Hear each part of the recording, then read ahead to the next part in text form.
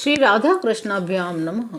भगवान श्री कृष्ण की कथाओं का आश्रय लेने वाले भक्तजनों, मैं संध्या रानी महात्मा वेद व्यास जी एवं गुरुजनों की आज्ञा से श्रीमद् भागवत महापुराण के नवम स्कंद के 11वें अध्याय को प्रारंभ करती हूँ। अध्याय 11 भगवान श्री राम की शेष लीलाओं का वर्णन। श्री सुखदेव जी कहते हैं, परीक्षित, भगवान श्री राम ने गुरु वशिष्ठ जी को अपना आचार्य बनाकर उत्तम सामग्रियों से युक्त यज्ञों के द्वारा अपने आप ही अपने सर्वदेव स्वरूप स्वयं प्रकाश आत्मा का यजन किया था। उन्होंने सारी धरती ब्राह्मणों को दान कर दी थी।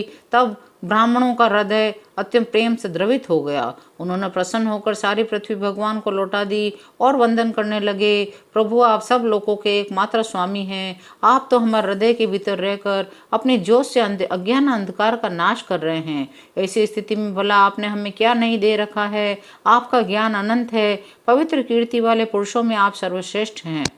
भगवान, आपके इस राम रूप को हम नमस्कार करते हैं। परीक्षित, एक बार अपनी प्रजा की स्थिति जानने के लिए भगवान श्री राम जी रात के समय छिपकर बिना किसी को बतलाए घूम रहे थे। उस समय उन्होंने किसी से ये बात सुनी। वह अपनी पत्नी से कह रहा था, अरे तू दुष्ट और उल्टा है, तू पराये घर में रहकर आई है। स्त्री लोभी राम भले ही सीता को रख ले, परंतु मैं तुझे फिर नहीं रख सकता। सचमुच सब लोगों को प्रसन्न करना टेढ़ी खीर है, क्योंकि मूर्खों की तो कमी नहीं है। जब भगवान श्री राम ने बहुतों के मुंह से ऐसी बात सुनी तो लोकापात से कुछ भयभीत से हो गए। उन्होंने श्री सीता जी का परित्याग कर दिया।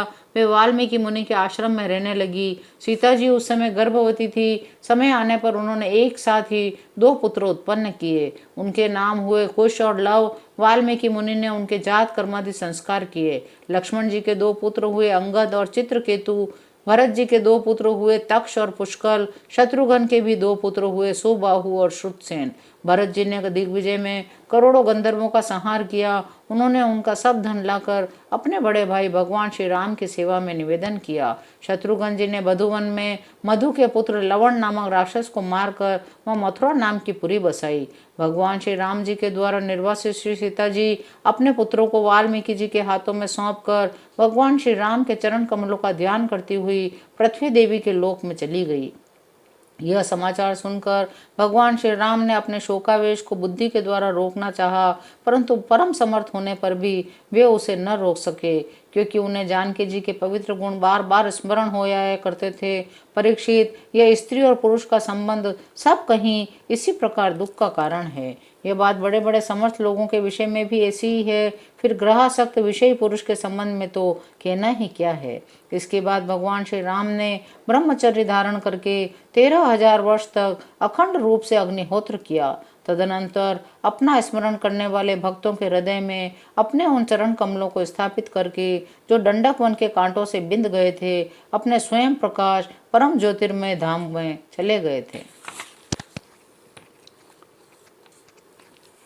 भगवान श्री राम ने देवताओं की प्रार्थना से ही यह लीला विग्रह धारण किया था। ऐसी स्थिति में रघुवंश शिरोमणि भगवान श्री राम के लिए यह कोई बड़े गौरव की बात नहीं है। उन्होंने अस्त्र शस्त्रों से राक्षसों को मार डाला या समुद्र पर पुल बांध दिया। भला उन्हें शत्रुओं को मारने के लिए बंदरों की सहायता की भी क्या आवश्यकता थी। यह सब मात्र उनकी लीला ही है।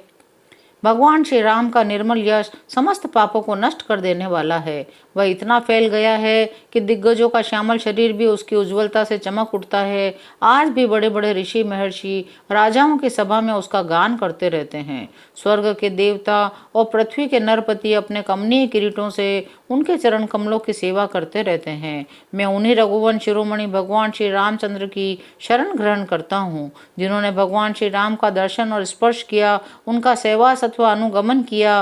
वे सब के सब तथा कौशल देश के निवासी भी उसी लोक में गए जहाँ बड़े बड़े योगी योग साधना के द्वारा जाते हैं। जो पुरुष अपने कानों से भगवान श्री राम का चरित्र सुनता है, उसे सरलता, कोमलता आदि गुणों की प्राप्ति होती है। परीक्षित, केवल इतना ही नहीं, वह समस्त कर्म बंधनों से मुक्त हो जाता है। सुखदेव जी कहने लगे, त्रिभुवनपति महाराज श्री राम ने राज सिंहासन स्वीकार करने के बाद अपने भाइयों को दिग्विजय की आज्ञा दी। स्वयं अपने निज जनों को दर्शन देते हुए अपने अनुचरों के साथ वे पुरी की देखरेख करने लगे। उस समय अयोध्यापुरी के मार्ग सुगंधित जल और हाथियों के मत कणों से सींचे रहते थे। नगरवासी अपने हाथों में तरह तरह की भेंटें लेकर भगवान के पास आते और उनसे प्रार्थना करते कि देव, पहले आपने ही वराह रूप से पृथ्वी का उद्धार किया था, अब आप ही इसका पालन कीजिए। परीक्षित, उस समय जब प्रजा को मालूम होता बहुत दिनों के बाद भगवान श्री राम जी इधर पधारे हैं, तब सभी स्त्री पुरुष उनके दर्शन की लालसा से घर द्वार छोड़कर दौड़ पड़ते। वे ऊंची ऊंची अटारियों पर चढ़ जाते, अतृप्त नेत्रों से कमल नयन भगवान को देखते हुए उन पर फूलों की वर्षा करते। इस प्रकार प्रजा का निरीक्षण करके भगवान फिर अपने महलों में आ जाते। उनके वे महल पूर्ववर्ती राजाओं के द्वारा सेवित थे। उनमें इतने बड़े बड़े सब प्रकार के खजाने थे जो कभी समाप्त नहीं होते थे।